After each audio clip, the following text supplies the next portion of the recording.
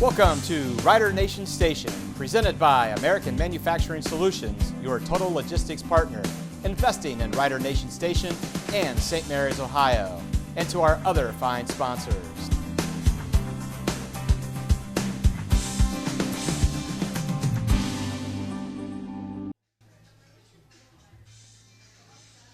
Good evening and welcome to Rules of the Game with Mark Sisko. I'm your host, Zach Farrell, and joining me this week, and as well as all the other weeks, we have Mark Sisko, local high school official. Thanks for coming, Mark. Hey, Zach, it's always a pleasure to be here. Mark, I thought starting off tonight, we could talk a little bit about the weather. Okay. It is freezing outside. A little bit, yeah. It's right above freezing right now, sure. What that made me think about was the uniform that the officials wear. Right. You have to start early in the summer when it's hot. Right. And you have to go all the way till November when it's freezing cold, snow on the ground. Right. Close to 0 degrees like we've had the past couple of days. What you don't see below the stripes is we're wearing all kinds of layers. Okay. Everything, cold gear and sweatshirts and anything we can put on to keep warm. Wind is a factor for us. So there's different types of shirts that are manufactured that will cut the wind, or undergarments that will cut the wind to at least keep the wind off. If you can do that, you can survive pretty well. Do the officials have an official uniform that that OHSAA says that they have to wear, or just a general form? You got a certain stripe width, the black and white stripes, black pants with the stripes. Those are all mandated by specifications and with the officials' regulations by the OHSAA.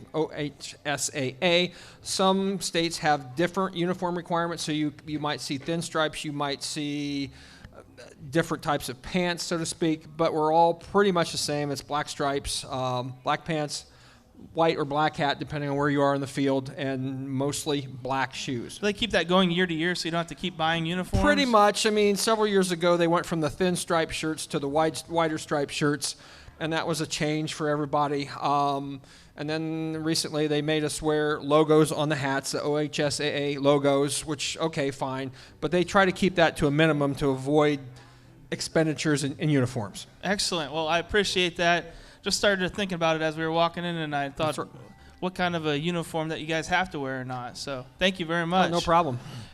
Mark, the St. Mary's Rough Riders defeated Franklin this week in the first round of the playoffs.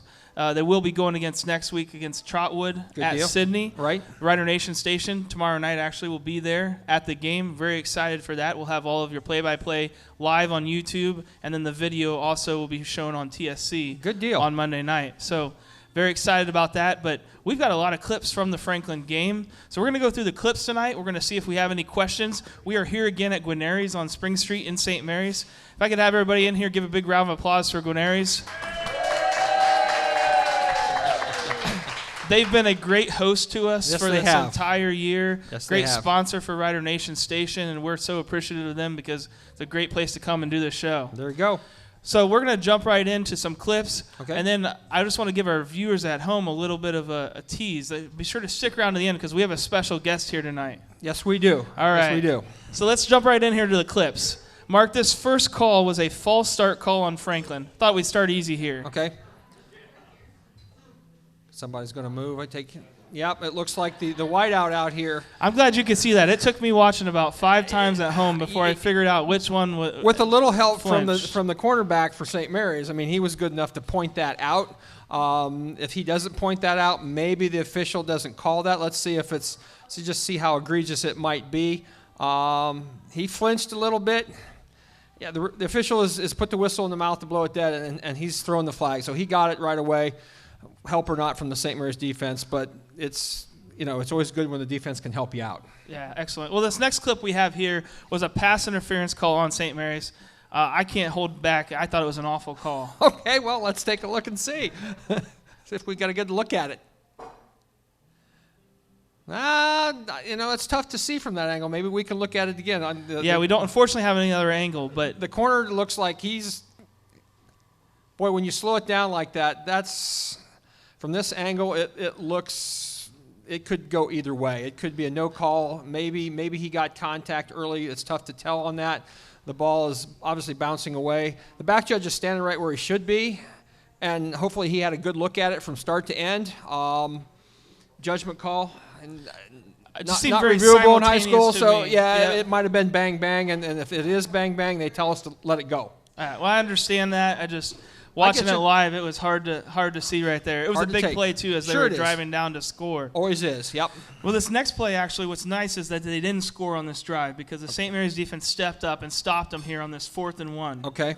So I want everybody to watch here, though. I thought what was interesting was how long it took the refs to call the whistle here on the pile. Still moving, they're still moving, and we still got people moving. Now it's dead at that point. So as long as that pile's moving, they're going to keep it going there. At some point or until they determine that forward progress has been stopped. Now, in a pile like that, it's tough because you got people that are pushing the pile from both directions, and it could go either way here. And it did start to move forward, and then it went sideways, and then we were done. So I think that's a good call to let that go as much as possible.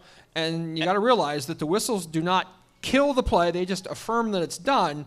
And so when they determine that forward progress is truly stopped, then the play's over. And I think I know the answer, but that's a subjective thing too. If that happens maybe in the middle of the football field, maybe they're stopping that sooner than Possibly. Than if it's on the goal line. If it's a 1st and 10 and the guy gaining a half a yard, they may stop it sooner. But if it's something like that, we're told to give both teams equal opportunity to either score or not, and don't be too quick with the whistle. Well, fortunately for St. Mary's, they had all 11 guys in that play. Sure did. Stopping it. It was a big play of the game.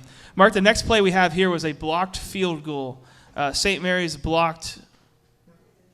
Now wait a minute, we're snapping it coming out from the. I think we may coming out from the want to line. skip to the next one. Oh, yep. Go to 5. Yep. That was just a false start there. Sorry, we skipped over that one. Not a problem. All right, the next play we have Now here a field goal, right? is a field goal. It was a blocked field goal on St. Mary's.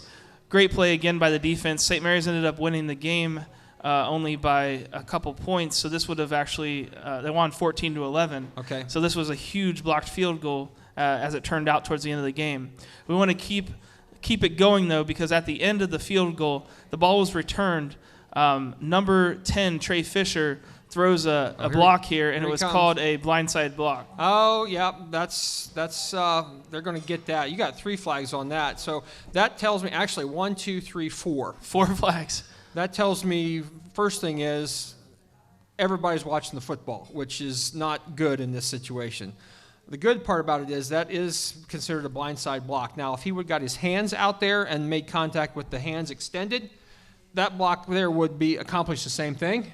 And even if he knocks him down, the hands extended takes a little bit of the blow away, and then therefore would be legal. So I had said in the broadcast that I thought that the blindside block was supposed to be called more when it was away from the play. So when it wasn't a part of a block that actually the runner Right. was using to keep the play going. If it's across the field just to try to knock somebody out, I thought that was when it was supposed to be called. Is that not correct? Well, it's not really correct. I mean, a blindside block by rule, you cannot have a blindside block when the block takes place in the free blocking zone. But the free blocking zone only exists for a short period of time. And so when the ball was snapped out of the zone, which is only 4 yards deep there, the zone disintegrates, number one. Number two, that's a safety-related foul. And anywhere on the field, in a situation like that, and it's going to get called. It's a safety thing, and there's really, it's a good call. Unfortunately, if the St. Mary's kid would have just got the hands out, he'd have been fine. And that's the same thing that Coach Fry said in the Doug Fry show this week with Joe Hurlburt. That's what he was told by the officials. He's got to get his hands out on that type Correct. of block. And that's been the rule for a couple of years. You can't lower your shoulder. You can't. Yep. You can't take them out. Right. You just have to do that. It's just something that you have to start teaching, and guys have to start picking up on. And it's one of those things where if you want to keep the game around, you're going to have to conform to that rule. Yep. Excellent. All right. Thank you very much for your following through with that, because that was not a problem. Very interesting on that night of. Next play we have here was a polecat formation from St. Mary's. Wondered if you could talk a little bit about how the snapper is an eligible receiver right there.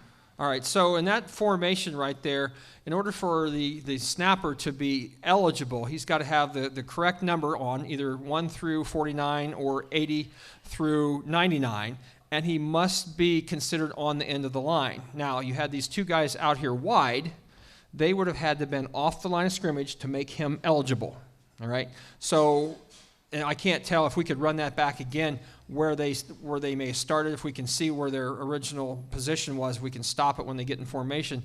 Maybe we can get a good idea of where they start from. What's interesting too is that snapper went up the middle of the field uncovered. So it looks like we're snapping it from the 31, 32, and the receivers out here are back behind the 30, so they are off the line of scrimmage. You've got 4 guys in the backfield, not more than 4. That's fine, and I'm assuming that the snapper has the eligible number on. And he does, so that makes him eligible. So it's a great formation, and it should go without issue. And it's worked for many years because we practiced that a lot 15 years ago when I played for Coach Fry. So worked for many years. I know he brought it out a couple times when he was at Wapak too. And looks like they completed the pass for first down. Yep. Good play. And he liked it so much he ran it the next play. Oh, really? Okay. So what happened on this one was Franklin called a timeout. St. Mary's came back out in the polecat. Okay. But for some reason, I don't know if you could talk about it. I'm not sure exactly why. You can see the ref at the top of the screen going and talking to the line judge. They come back over and they make St. Mary's get back into a huddle. Well, I can't understand why they would make them huddle. I mean, obviously something is going on out there that they can't start the play with the officials out of position. I mean, that's just something you don't do. So when they come back out and the officials are ready, St. Mary's doesn't have to rehuddle. I mean, they can, and they may have. But if they come back out here, and there's no reason to make them rehuddle. They could stay at the line of scrimmage, and as soon as the referee blows a whistle ready for play, we're going to go. My guess is that they were called back off the line. Now, did they come back out in the polecat again, or did we run something different? They did come back out in the polecat after this, yeah. So it might have been Coach Rice said run it again. They just wanted to keep it going, but there's no rule that says they must rehuddle. They could have stayed right there. Is there any rule in high school that says if you sub somebody in, you have to give the defense or the offense an opportunity to sub in? There is not. Okay. There is not a rule like that. In college, yes, you get that, but not in high school. I didn't think there was a rule like that, so at first I thought that's what they were doing was. Now I noticed at the end of that polecat, that last one, there was a flag on the play. Do we know what that was about here? Let's see if we. They called a false start then on one of the receivers at the bottom of the screen. Yeah. Okay. All right. Well, let's see if we have that. Looks like we're getting ready to snap. Boy. It's as close as That's the Franklin one earlier. What do you think, umpire back there? Is this false start, wing guy? No. No. My cohorts are back there in the audience shaking their head no. So the vote says no. So whatever. Good. That's good to hear. All right, let's go on. We'll go ahead and skip to the next play then. So This was a pretty big play. St. Mary's attempted to run a halfback pass or a wingback pass, and unfortunately it was thrown for an interception.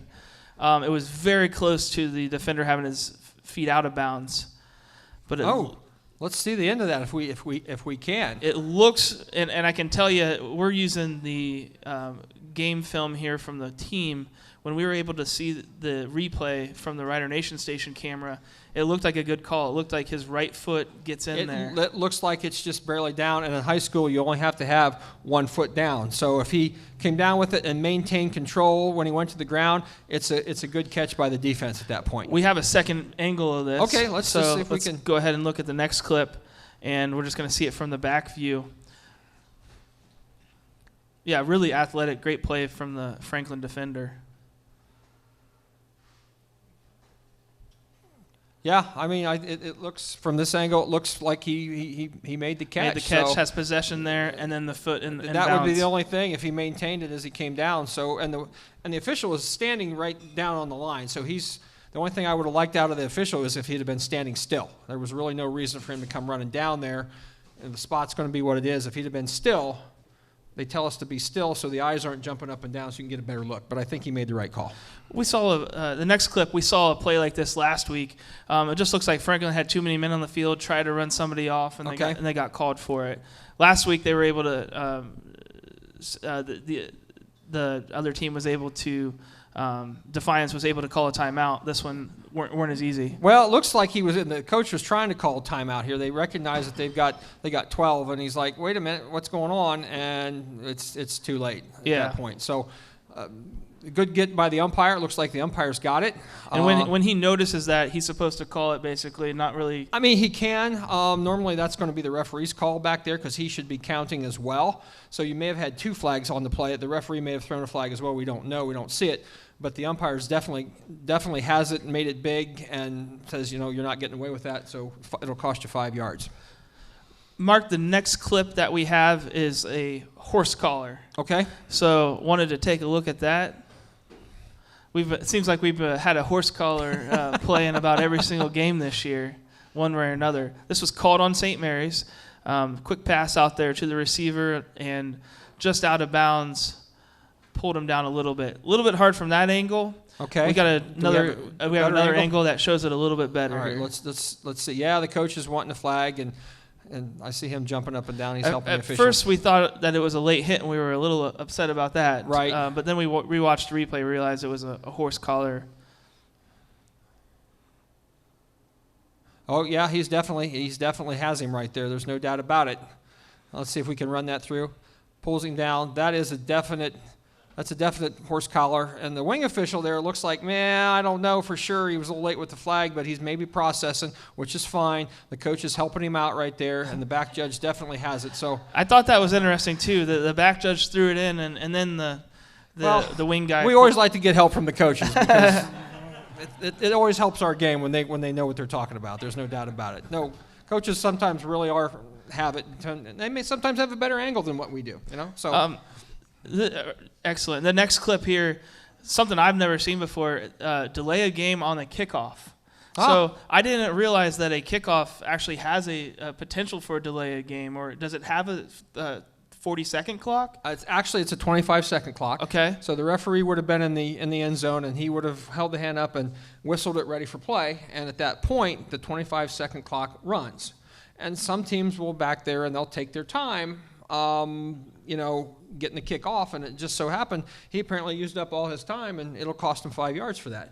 Okay. So that doesn't happen very often. No, not at all. Sometimes they'll kick it without a whistle. It's the same delay of game call. I've had that happen, but this definitely was probably something that they just lost track of the play clock. Mark, I thought you could help me maybe on this next clip because I watched it a bunch of times, and I have no idea what was called on this. There was a flag that was thrown in the middle of the field. And then we have another angle here. See the flag thrown right there? All right, let's see if Let's see the other angle, because I think there was some maybe holding inside the line. Well, that could be. We got a back judge back there that's throwing like, hey, group, what do you think back there? Let's see if we can find out what's going on. Who was it called on? St. Mary's or the kicking team? I think it was called on the kicking team. It looked like a St. Mary's kid threw a player to the ground and then jumped on top of it. Yeah, let's see. Look in the right there in the middle. Maybe Ty Howell there, number 12. Possibly, yeah. I mean, the flag comes out. Could we get early. a bigger rewind? Let's see if we can go back a little bit further. Right. Or number 35. 35 Tanner right Howell there, possibly. throws him down, kind of pushes him. We're launching from way back there. Was that against St. Mary's? Was that called against St. Mary's? It was. That's probably what it was. I'm guessing because he's launching that from a long way away. Is it face mask that involved? Could be. Okay.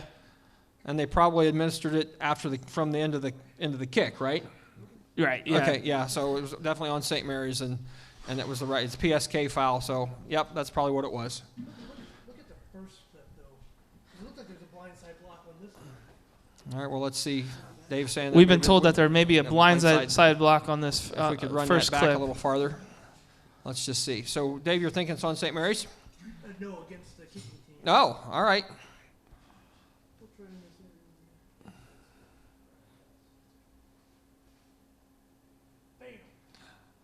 Oh, run that back a little ways. Okay, so he's chasing.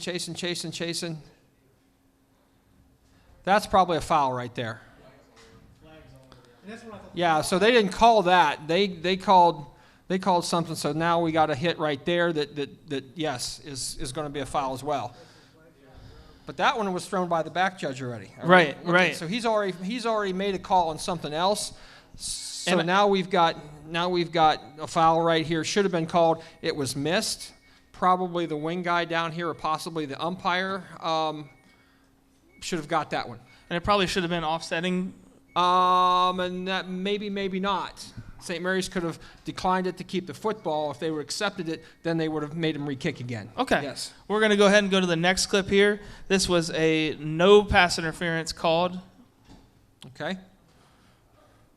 Now, good call or not, Zach? You were right there. What do I you think it probably should have been called technically by the rules, but the ball was thrown so far outside that he used his subjectiveness to not call it. So you're thinking it was uncatchable, but you know from our previous discussions we can't have that, right? Right. This is definitely early. Maybe the ball is by him from the perspective of the wing judge and line judge, and it makes no difference on the call. So probably a good no call by the officials there. Okay.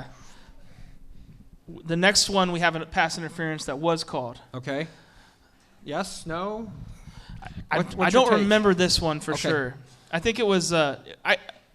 If somebody knocks somebody down there. Yep. Number 7 knocks him down. The question is, number 7 was stationary, or at least in the receiver more ran into him. What do you think, umpire? Could the umpire have seen that hit from when he turned?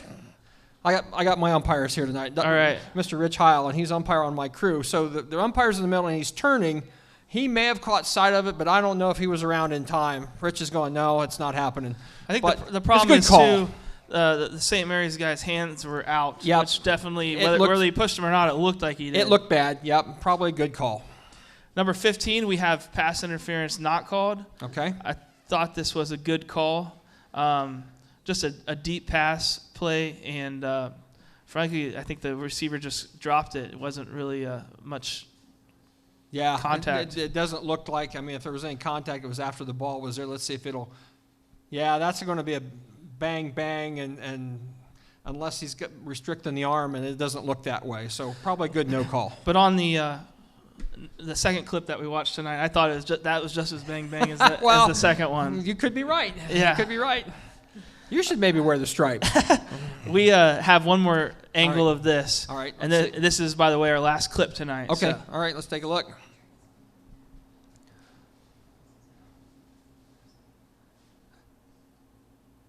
Yeah, I don't see anything there at all. I don't see anything there at all. Yeah, I mean, there was he's no- got both hands up there, and he's not restricting the arms of the receiver. It's a good no call. Good no call. Yep, that's All kind of what I thought on the field. So, Good deal. all right, we're going to go ahead and take a quick break here. deal. As promised, when we come back, we're going to have a special night on Rider Nation Station, Rules of the Game. Good deal. Even though the music on the patio has come to an end, Guarneri's would like to thank everyone for joining them on the patio on Friday nights. Though the music has ended, stop in and try their signature Big Ralph sub, pizza, or calzone. Guarneri's on Spring Street in St. Mary's. Give them a call at 419-394-2244.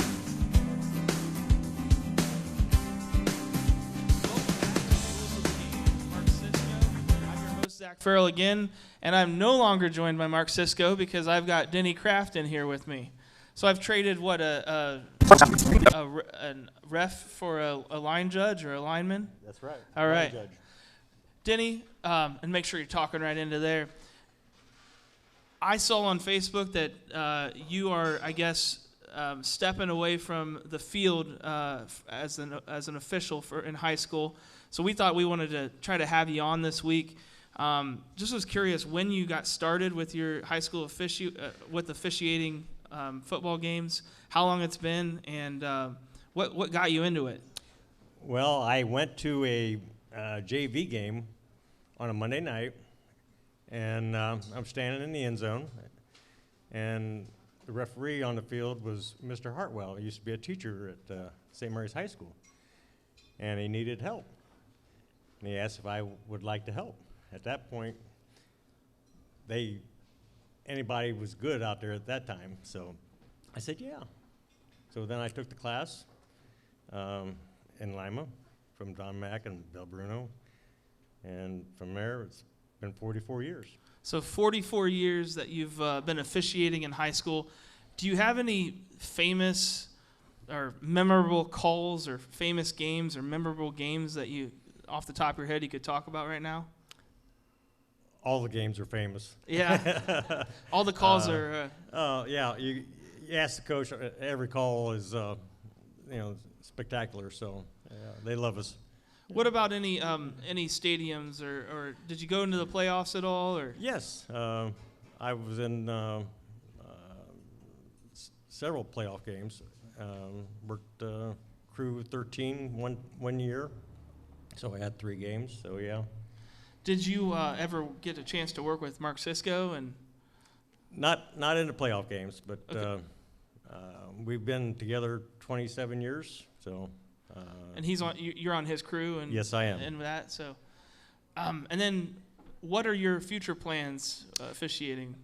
I am going to hang around next year and train some of the new guys, be on the sidelines and help them out a little bit and tell them what to do and what not to do, and give them some good pointers. Do you have any thoughts about any of those clips that we went over tonight? Was Mark accurate on them? Or Oh yeah. okay, he always is, right? Yeah, he's the best. I haven't played, there's no remember. Okay, All right, so we were at we got a mic here for you.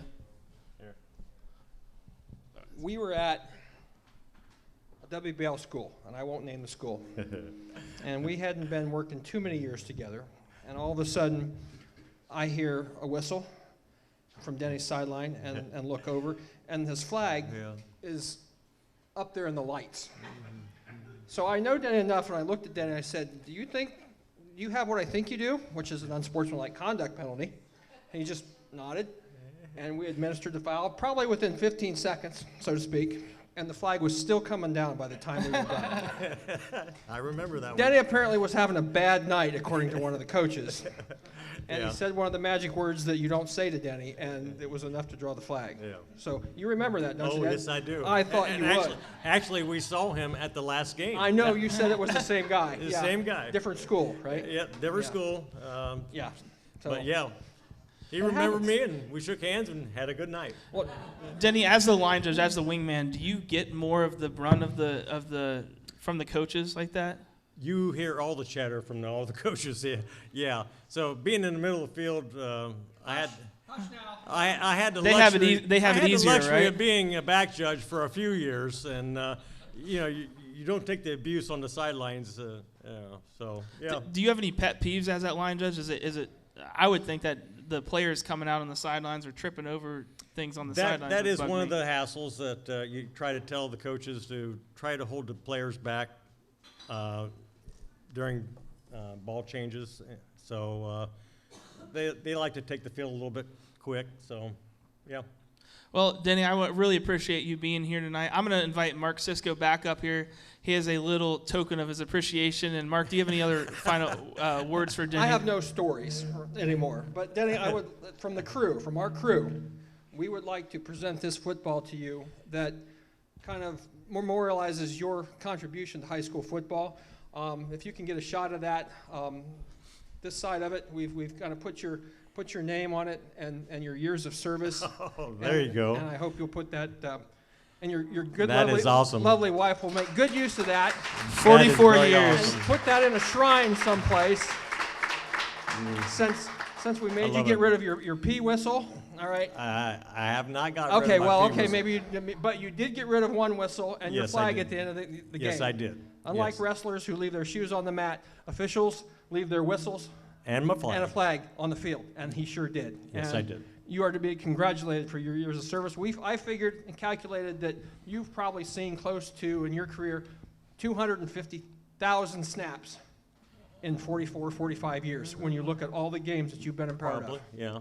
And that's a lot of snaps. We was doing anywhere from high 40s to mid 50s games. Yeah, counting A all year. the Pee Wee leagues and everything else, 250,000+. That certainly makes a lot of people, when they do that many things, an expert. So congratulations to Thank you. you. Thank you. One thing I want to say is, being an official, I had the luxury of meeting thousands of people, and I consider them all friends. That is one of the great luxuries of this job. You get to meet so many neat guys and kids, and it's just great. If you really want something to do, become an official. There's nothing like it. Friday Night Lights.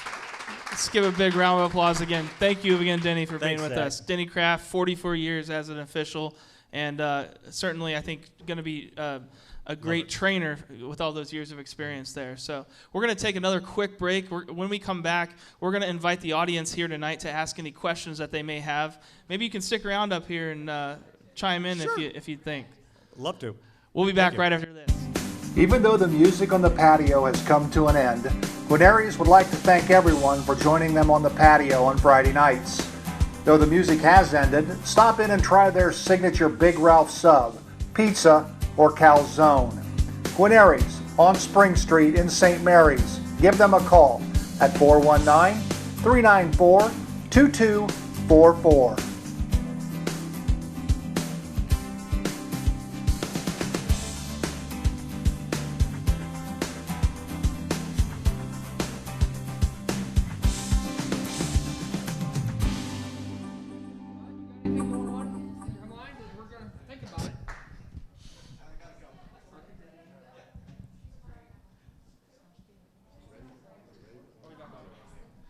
And welcome back to Rules of the Game with Mark Sisko. I'm your host, Zach Farrell. Here we are again at Guarneri's on Spring Street in St. Mary's. I want to thank everybody at home for joining us tonight. And I wanted to thank everybody here at Guarneri's. We're going to go ahead and open it up to some questions. So with our first question, Buds Fitzgerald. Mark, what is the best high school football game that you ever had the pleasure of reffing?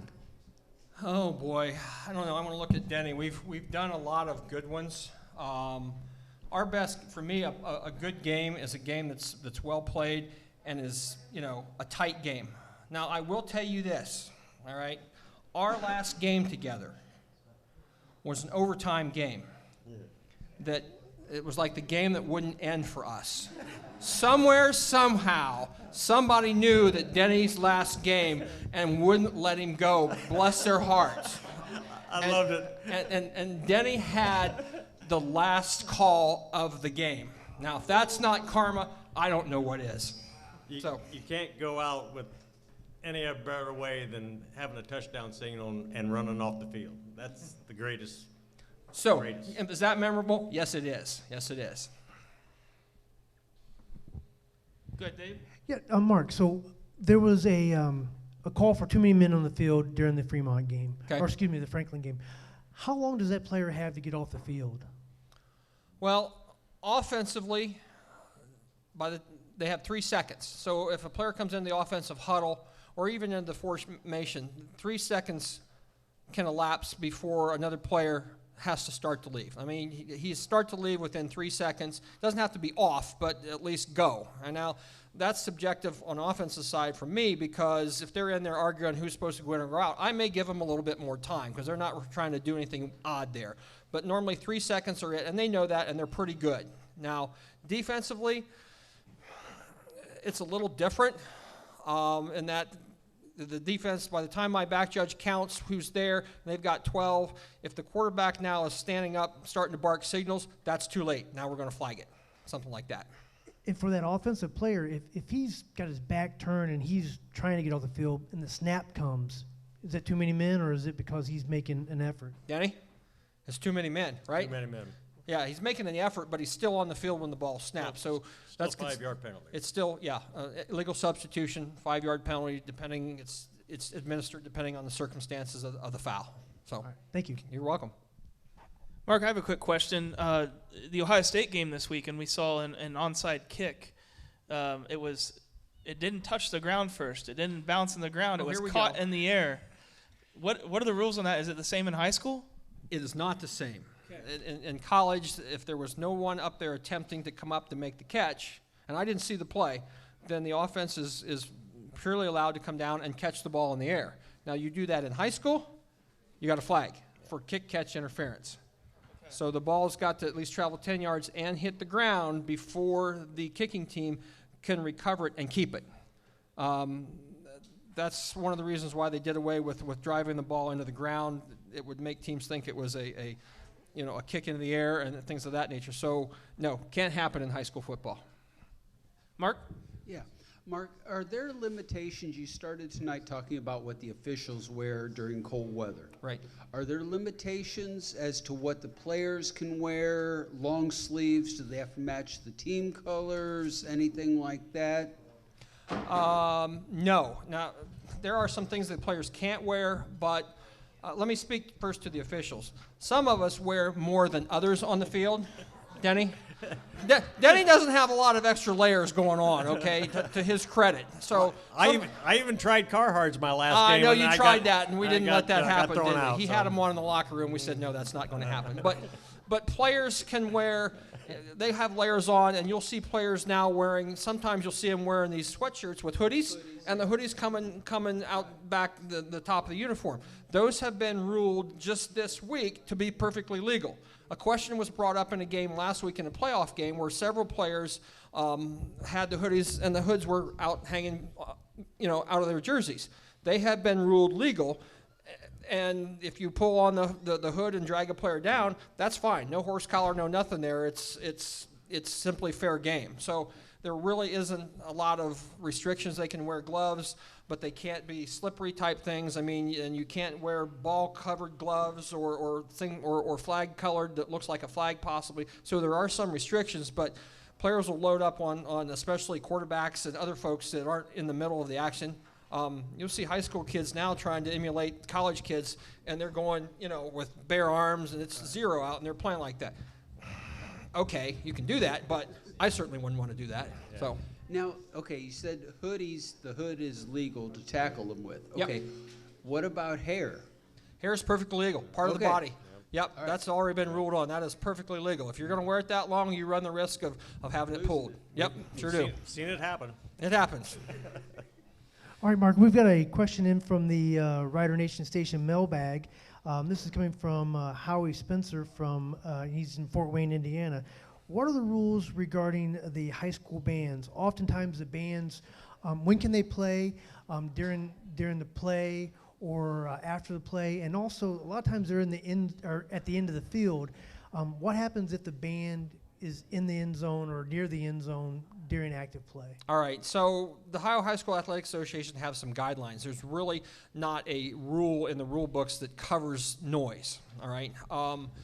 But the regulations say that when the offense is beginning to bark out signals, that the band must stop playing at that point. So they can't interfere with the cadence or anything along those lines. After the play is fine, up to the point where basically the quarterback steps up or he starts to call signals, then the band has to stop. And most schools are pretty good about that.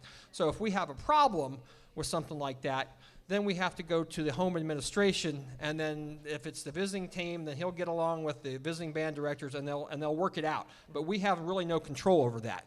All right. A lot of times, believe it or not, it's the home schools team is doing it to their own team, Right. and sometimes coaches. I don't think coaches like to do battle with band directors because you don't see it stop very often. So it's, we've had a home coach once say, hey, the band's playing. I said, Coach, it's your band. Go deal with it. And, it's just the way it is sometimes. So a follow-up question on that: if there's a let's say a pep band or a community band that's not associated with the school, or even here in St. Mary's where you get the Cowbell Mafia, if they're making noise, there's no control over that? there is nothing in the rule book at all. I mean, the most that I could do would be to stop the clock or wherever and maybe give them a chance to rehuddle and start again. But, a crowd's going to be a crowd, so we really have no control over the crowd situation. The best you can do is maybe get to the PA guy and say, hey, could you make an announcement or something along those lines?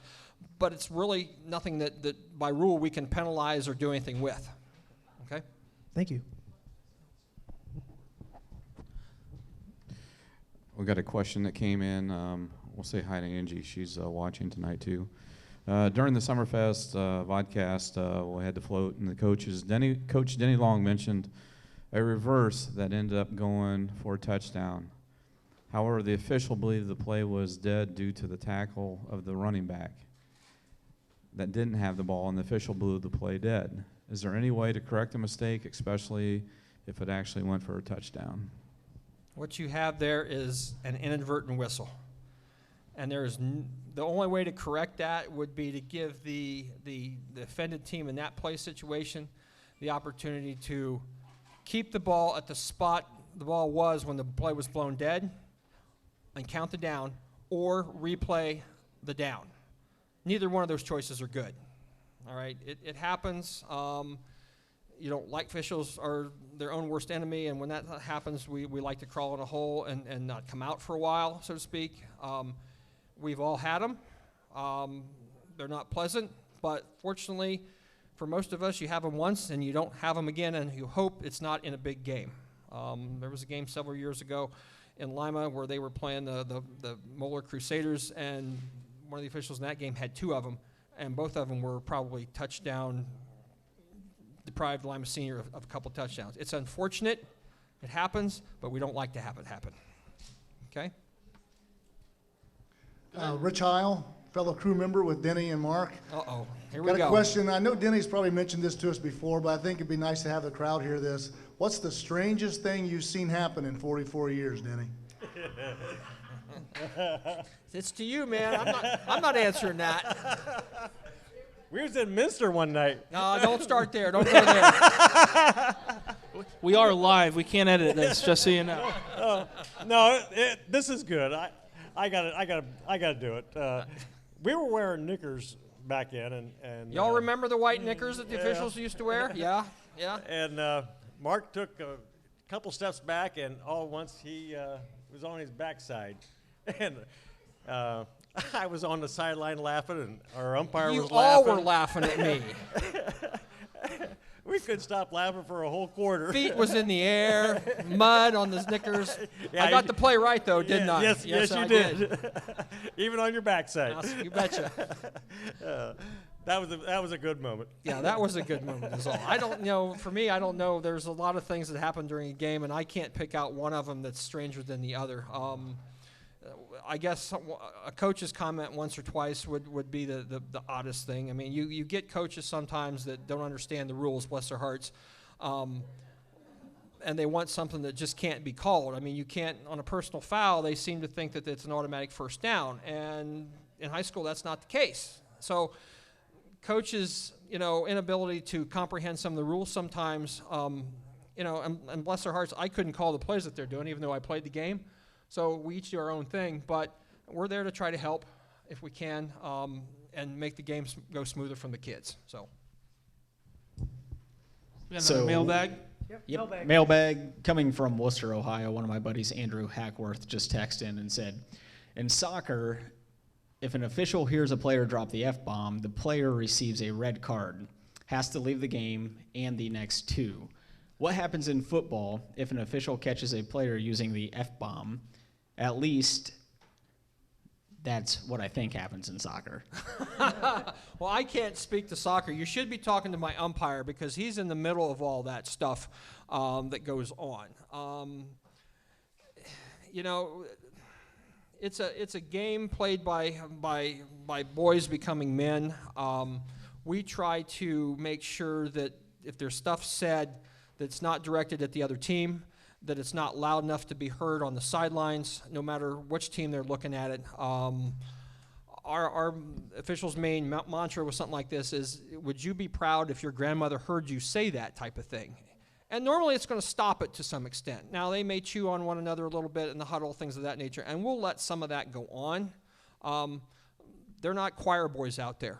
It's a game that's violent, and it's a game of collisions, and there's a lot of emotion in football. So we'll let some of it happen, but truthfully, we don't hear too much of it, especially the well-coached teams. The well-coached teams are a direct reflection of their coaches, and if they're well-disciplined, those types of teams are a pleasure to work for because they're yes sir, no sir, thank you, I have a question, blah, blah, blah, and they're very respectful. We run across some teams sometimes that aren't, and most of the time it's a direct reflection of the coaching staff. So to get back to your question, we're not too worked up about that if we don't hear a lot of it and it's not loud enough to be heard outside the huddle, so to speak, okay? And it's not directed at the opposite team, okay?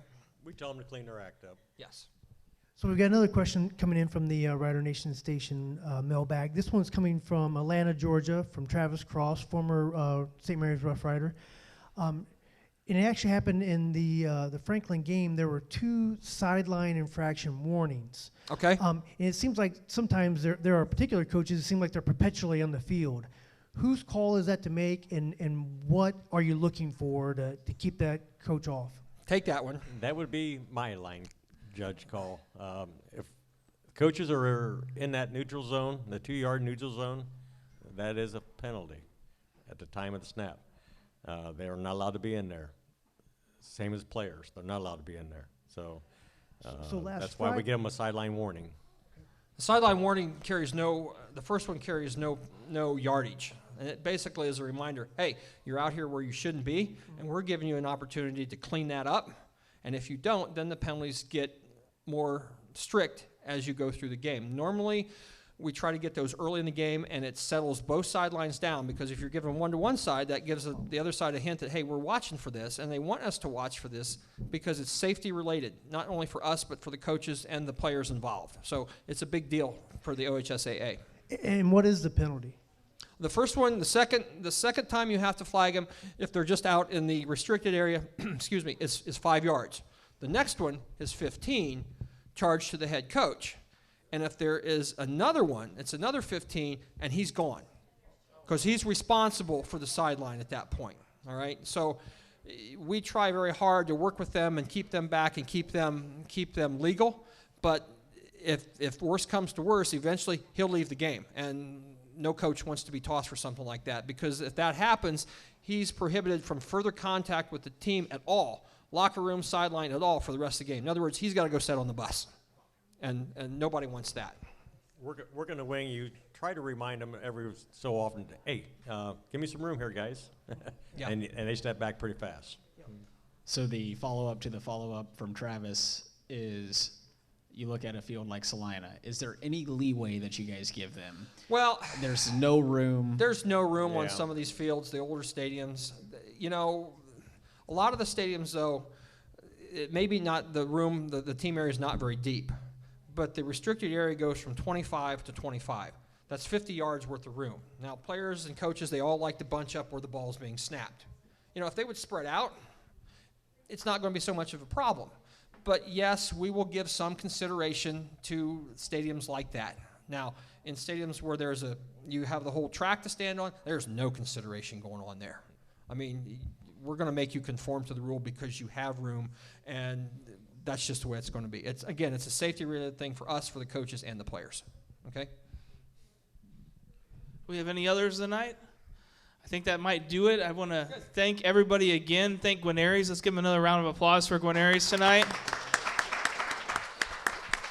Thank you, Angie, at home watching us. Thanks to everybody at home. Keep in mind, tomorrow night, Rider Nation Station will be at Sidney Memorial Field for the Rough Riders taking on the Trotwood Rams. We're going to be live on YouTube. Be sure you click subscribe on YouTube so that when it pops up, you'll get a notification on your phone or on your device. Be sure also that you're following us on Facebook so catch up all of our updates on there. We're going to keep bringing you videos all through the winter sports season, into the spring. The vodcasts are going to start back up again with historical reflections. I believe we just had a taping with Laura Yelton and Mava from Mava's Dance Center. Looking forward to that one. And we're going to have those keep going. So be sure to share, like our page. That's how we grow as a Rider Nation station. And we appreciate all of our viewers and all of our sponsors at home. So for Mark Sisko and Denny Craft, I'm Zach Farrell. This was another great Rules of the Game with Mark Sisko. See everybody next week, hopefully. This episode of Rider Nation Station has been sponsored by American Manufacturing Solutions, your total logistic partner, investing in the St. Mary's community. Even though the music on the patio has come to an end, Guarneri's would like to thank everyone for joining them on the patio on Friday nights. Though the music has ended, stop in and try their signature Big Ralph sub, pizza, or calzone. Guarneri's on Spring Street in St. Mary's. Give them a call at 419-394-2244.